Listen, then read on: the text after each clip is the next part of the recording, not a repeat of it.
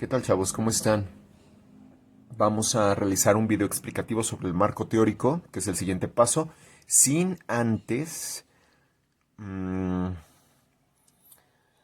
también realizar una retroalimentación de la justificación de la actividad pasada.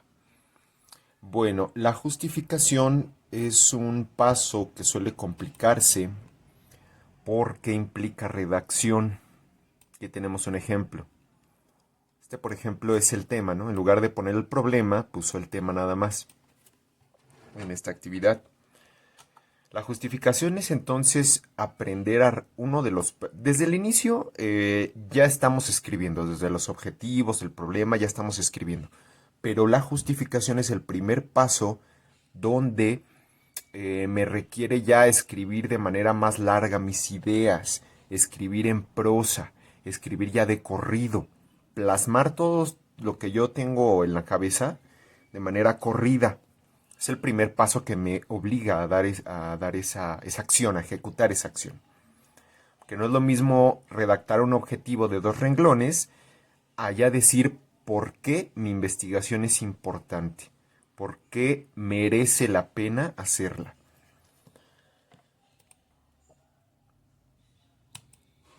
Bueno, un punto que necesitaba aclarar, que es aquí el segundo, que es la revisión de contenidos en Internet.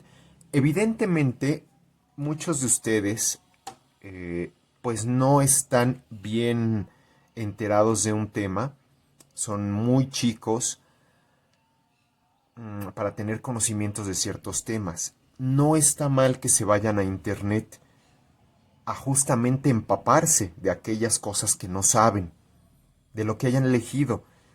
La drogadicción, los trastornos alimenticios, la extinción de animales, el problema de las clases en línea. Cualquier tema, obviamente se tienen ustedes que empapar de información de él. Por lo tanto, el mero hecho de ir a internet a revisar no es incorrecto, no está mal. ¿Qué es lo que sí está mal? Ir a internet, copiar y pegar el texto que está ahí, literalmente, traérmelo a una hoja en blanco y pegarlo, y ahí está mi tarea, sin citarlo correctamente. Yo les había comentado desde un inicio que se valora mucho la escritura con palabras propias. Entonces, no es lo mismo hacer eso, copiarlo así, clic derecho, copiar, o control C y pegar en otra parte, a hacerlo como en este ejemplo. Ajá. Metió palabras propias. Es aquí, en la justificación. E hizo una cita, miren. Todas estas comillas son citas. Aquí hay otra. Esta es una cita textual. Esto se lo trajo tal cual de internet, pero con la diferencia de que aquí puso según la Organización Mundial de la Salud. O sea, le dio crédito al texto original. Además de que no se trata de copiar y pegar todo. Ok, yo me traigo un cachito de información que considero que es una idea clave, relevante. Porque muchas veces lo demás es paja, son detalles innecesarios. Entonces ya, este estudiante hizo esta referencia y después sigue con sus ideas. Habla en primera persona, eso está bien. Y por ejemplo aquí es un error, porque, esto se nota también copiado de internet, habla de cifras de una investigación que ya pasó, cuando se supone que aquí ustedes están haciendo el planteamiento, o sea, apenas va a pasar la investigación y aquí nuestro compañero o compañera, no me acuerdo quién fue, ya está hablando en pasado. Entonces, bueno, este es un error dentro de todo lo bien que lo hizo. Este es un ejemplo de cómo se tienen que realizar los pasos justamente. Digo, salvo este error que señalé. Vean nada más. Su problema o punto de partida. No necesita aquí traerse todo el choro de 4 párrafos pegados de internet de una investigación que hizo quién sabe quién. No. Vea nada más 2 o 3 líneas bien redactadas. ¿Cuál es su problema o punto de partida?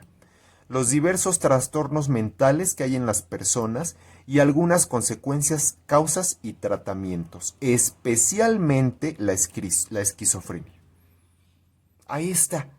No necesito yo todo el choro de definir. La esquizofrenia es una enfermedad que viene del siglo XVIII y entonces se ha estudiado por científicos de diversa índole como biólogos, psicólogos, psiquiatras, y además sus problemas han estado siempre discutidos. O sea, no.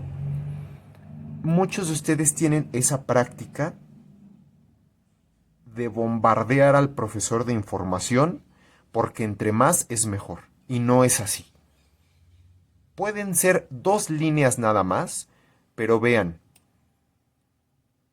cómo los trastornos mentales, que es el tema, ella lo pudo desglosar en cosas concisas y precisas. Todo va a depender de este punto. Todo, todo, todo. Cada paso que hagan va a depender de este. Sus preguntas de investigación. ¿Por qué aparece? ¿Cómo afecta a la familia? Fíjense, aquí se pregunta por causas. Y aquí arriba está refiriendo a causas. Está bien, no está preguntando otra cosa. ¿Qué provoca la esquizofrenia? Esta es otra manera de preguntar por causas.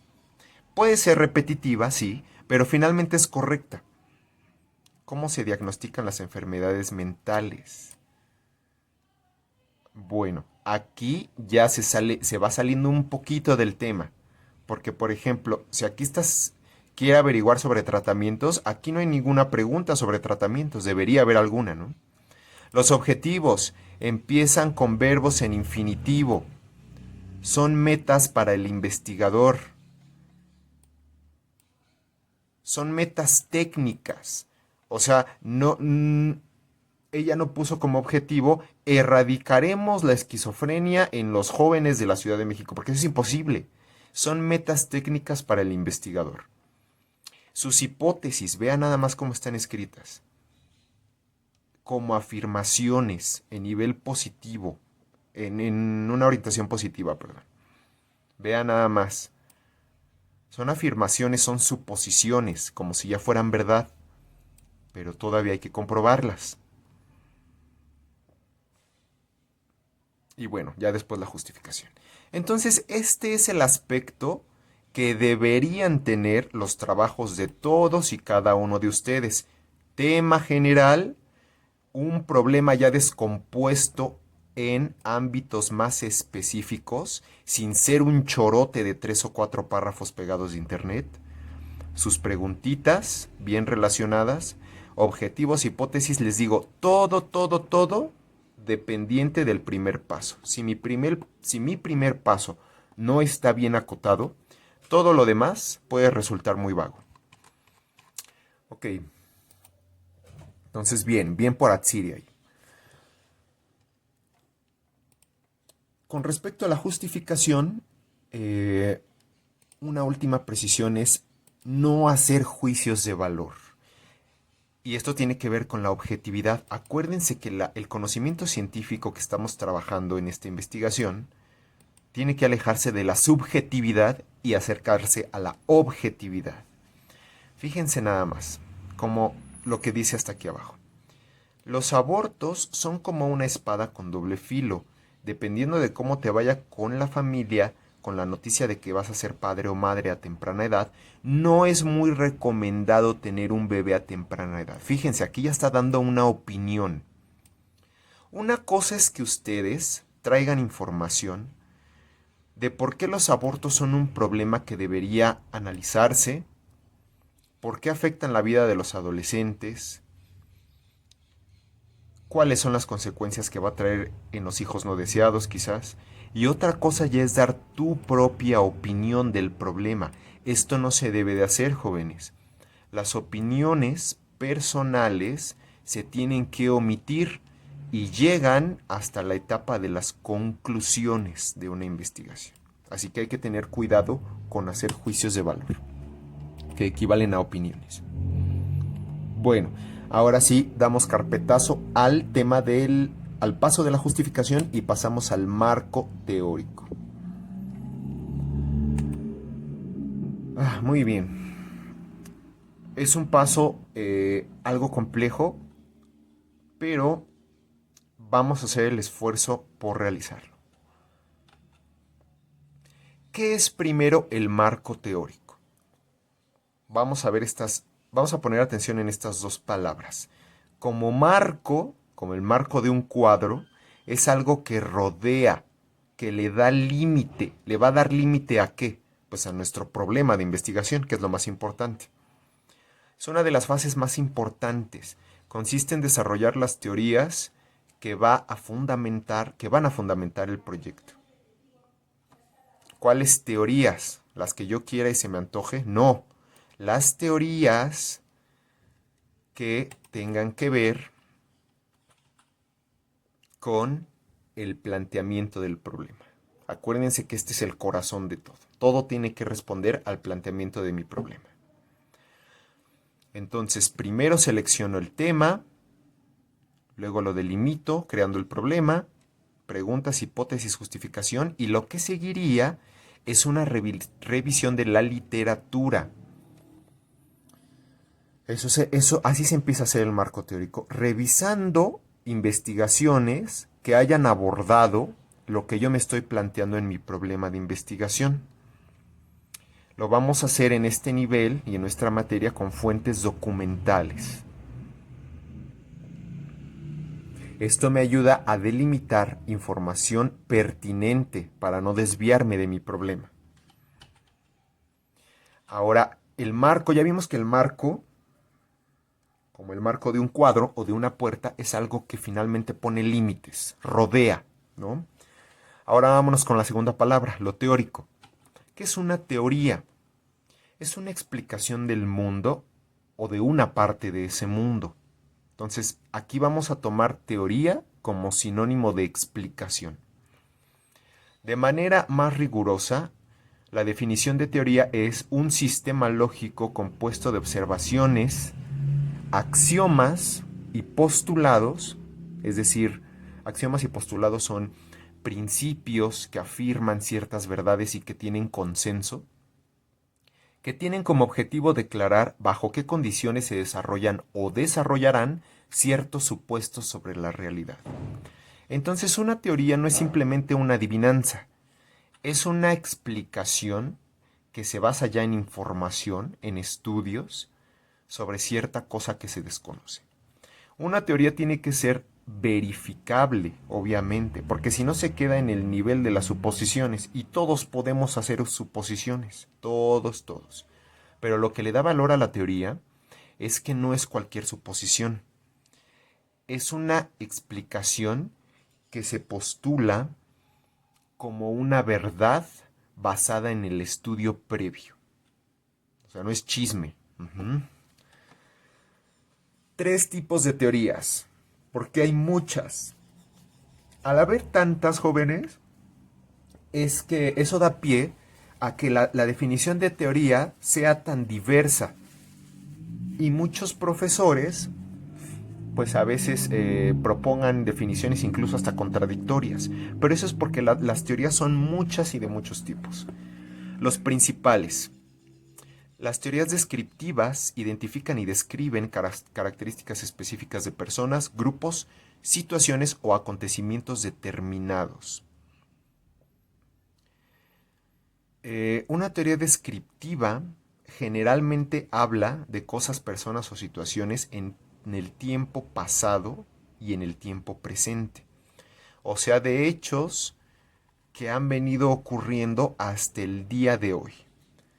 La teoría explicativa tiene más una forma de causa-consecuencia, porque explica relaciones entre fenómenos. Un ejemplo es, si sucede A, entonces ocurre B.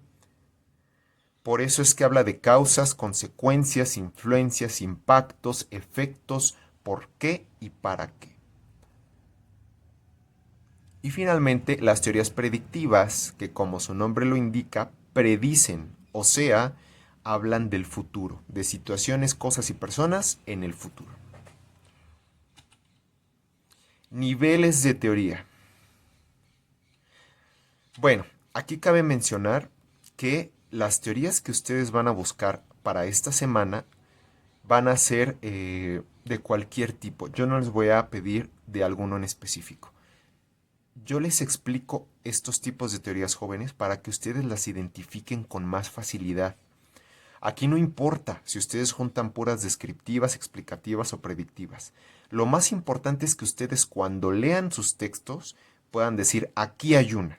Esta es una teoría.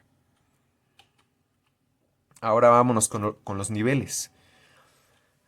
Decíamos que la teoría es una explicación, ¿no? ¿Y qué es, por ejemplo, el Big Bang? Sino una explicación de cómo nació el universo. Aquí, en la primera. ¿Qué es la ley de gravitación universal? Sino una explicación de por qué los objetos en este planeta son atraídos hacia su centro. ¿Qué es la evolución de las especies? Sino una explicación de el origen de todos los rasgos diferentes entre las mismas especies de familias animales y de plantas. Entonces, acuérdense que la teoría siempre es una explicación. Las teorías macro, como estas que acabo de explicar, son tan fundamentales que atraviesan el tiempo, se quedan ahí, sirven de fuente para teorías más pequeñas.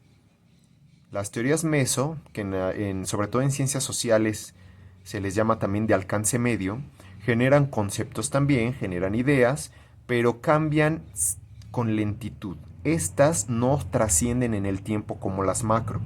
Estas sí cambian, tienen cierta vigencia durante muchos años, pero llegan a ser también refutadas por teorías nuevas.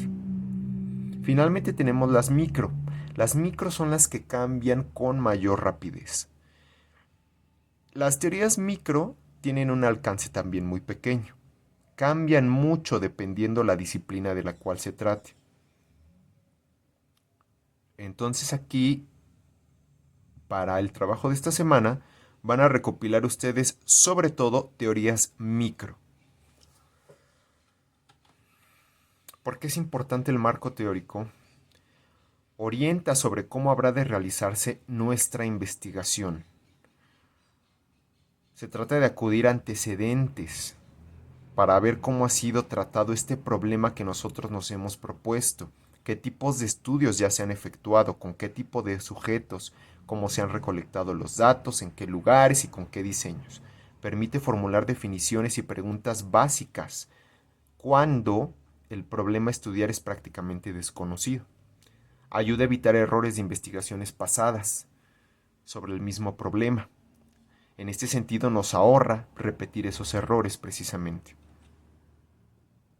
Amplía nuestro horizonte de estudio y guía al investigador para que se centre en su problema y no se desvíe a otros temas o a otras vertientes del mismo. El marco teórico, al darnos información, también nos ayuda a hacer nuevas hipótesis o afirmaciones o a reafirmar las que ya tenemos. Inspira nuevas líneas y áreas de investigación y provee un marco de referencia para interpretar los resultados. Bueno, estas son funciones más específicas que tienen que ver con la organización de datos, comprobar teorías ya existentes previamente. Si a mí me interesa más bien dar una explicación alternativa a cierto problema, si quiero demostrar que cierta teoría es un mito, igual nos ahorra teorías pasadas que ya se han vuelto obsoletas, que ya han perdido relevancia y que si yo no las reviso, pues a lo mejor voy a estar haciendo lo mismo. Nos guía en la selección de factores y variables, nos proporciona estrategias de medición, previene sobre posibles factores de confusión o variables extrañas, sesgos, y finalmente orienta la búsqueda e interpretación de datos. ¿Cómo se realiza un marco teórico? Hay que detectar, obtener y construir la bibliografía. Eso es algo que vamos a ver más adelante. Pero mientras, lo importante es ir revisando fuentes documentales pertinentes. ¿Qué quiere decir pertinentes? Que no se salgan de mi problema de investigación. Muy bien, entonces aquí se vuelve a repetir lo de la revisión de fuentes. Debo de recopilar ciertos datos que voy a precisar más adelante. ¿Qué tipo de fuentes documentales tengo que consultar? Las investigaciones recientes son importantes porque están más actualizadas, pero eso no quiere decir que las investigaciones ya de antaño, más viejitas, no sirvan. Hay investigaciones que se volvieron clásicas por lo significativas que fueron en su momento, que tienen muchísimas citas, que son de referencia, que en un campo brillan por su importancia. Entonces esas también hay que consultarlas, aunque ya tengan los miles y miles de años. Ejemplos de marco teórico. Por ejemplo, si mi tema de investigación es la basura, mi marco teórico podría tener, podría, podría tener que ver con los siguientes conceptos. ¿Qué tanto espacio ocupa la basura? Si es tóxica o no es tóxica. ¿Qué usos se le dan como el abono? ¿Cuántos desechos son producidos? Acá, si mi tema fuese la televisión y el niño, entonces seguramente mi marco teórico incluiría lo que es la televisión, su historia, los tipos de programas, los efectos que tiene la televisión en la sociedad, etcétera, etcétera. Todo esto, sí, se ve vago, se ve muy amplio, pero cuando mi problema de investigación ya está muy bien delimitado, entonces mi marco teórico también va a ser mucho más sencillo de ubicar y de construir. Vamos a ver el ejemplo de un desglose de tema, desde el tema, cómo se desprende un problema, y de aquí cómo puedo ir recopilando un marco teórico y su hermano menor, digámoslo así, el marco conceptual. A mí me gusta distinguirlos porque finalmente sí tienen funciones diferentes, aunque muchas veces el marco conceptual ya se da por sentado que está incluido en el teórico. Es una diferencia realmente muy sencilla. Vamos a ver. ¿Cuál será mi tema? Obviamente mi tema es lo más general de lo general. Es el gran paraguas que cubre todo. El tema es trastornos alimenticios, por supuesto. El problema de investigación se desprende del tema, siendo más conciso, y dice así: prejuicios y motivantes que rodean los trastornos alimenticios en los adolescentes. Y si yo quisiera hacer un problema de investigación mucho más riguroso, yo le podría agregar en adolescentes entre 14 y 19 años en la Ciudad de México, o adolescentes de sexto semestre de la Preparatoria Federal Lázaro Cárdenas. Bueno, entonces, de este problema se desprende el siguiente marco teórico. Acordémonos que un marco teórico es un conjunto de explicaciones de estudios previos. Fíjense nada más. Primer teoría. Los trastornos alimenticios se encuentran generalmente en adolescentes de 15 a 25 años, en personas de clase social media y media alta. Aquí nos está diciendo en qué tipo de adolescentes se encuentran los trastornos alimenticios según edad y según qué estrato socioeconómico. Nos está explicando, ¿no? Vean qué diferencia con el marco conceptual. El marco conceptual simplemente son definiciones. Vean qué diferencia con esta. Los trastornos alimenticios constituyen afecciones de salud mental que implican problemas serios sobre cómo se piensa sobre la comida y cómo se piensa sobre la conducta alimenticia. ¿Está definiendo? Sí, ¿qué me está definiendo? Los trastornos alimenticios. Entonces vean, cómo no es lo mismo explicar algo que definir algo. Esto tiene la forma de una definición de diccionario. Y esto es más profundo, porque te está hablando de una relación de cosas. Vámonos con el segundo. Segunda teoría. Hasta antes de los años 70, los cuerpos de complexión media eran considerados sanos. Después se fue imponiendo la extrema delgadez. Esto gracias también a los medios, principalmente a los medios. Ahora vean la diferencia con el marco conceptual. La complexión se refiere al conjunto de características físicas de un individuo que determina su aspecto, estructura ósea, fuerza y vitalidad. Nuevamente me está definiendo. Lo que está haciendo aquí es más bien explicarme cómo cambió la concepción de la complexión de nuestros cuerpos después de los 70. Explicación, definición. Ahora, vean en estas dos definiciones. Fíjense en estas dos definiciones. Lo que hacen muchos de ustedes a la hora de leer es buscar la palabra ser y sus conjugaciones para ubicar las definiciones. Entonces, a veces están buscando que el texto diga así literalmente. Los trastornos alimenticios son, y no siempre va a venir así, jóvenes. No siempre vienen así las cosas. Vean lo que dice aquí. En ninguna de estas dos tiene la palabra ser. O tampoco van a encontrar, necesariamente, los trastornos alimenticios se definen como, dos puntos. Ustedes tienen que aprender en todos los textos que leen a no buscar siempre lo que es literal, lo que está exacto, definido y claro. Hay veces en que un texto es muy revuelto y ustedes deben de tener la capacidad mental para extraer de ese texto la información que les es útil.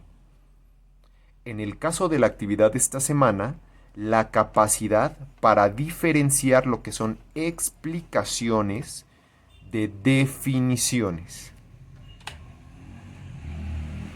Ahora, una vez que yo ya identifiqué una explicación y una definición y las voy a apuntar, no puedo olvidarme de la fuente de donde la saqué. ¿Cómo vamos a registrar la fuente?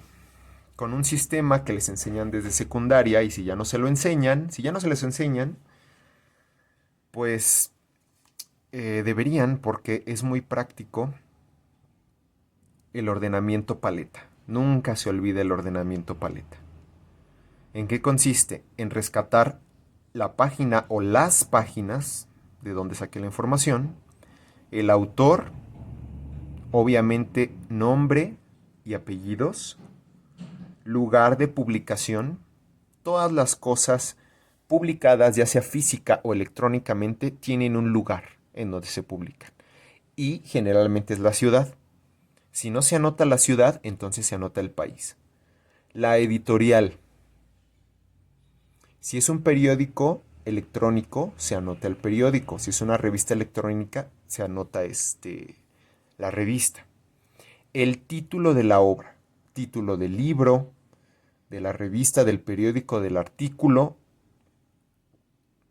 Todo escrito tiene un título, incluso en un blog. Y por último, el año. Muy bien,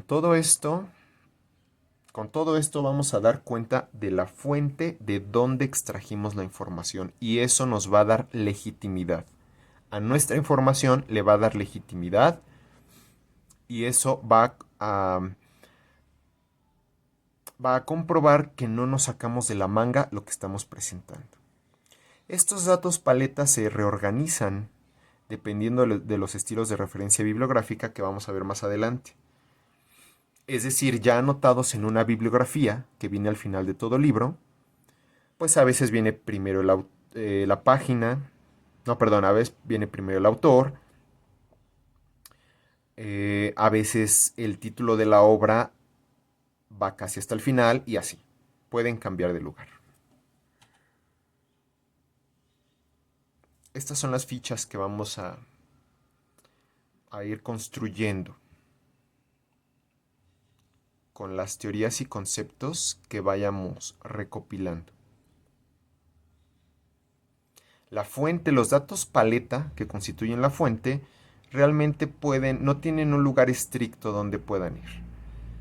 Aquí, por ejemplo, están en la parte superior, lo cual lo hace muy práctico, porque están al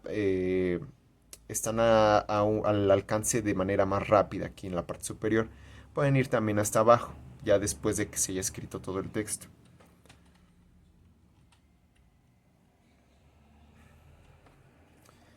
Bueno, entonces vamos a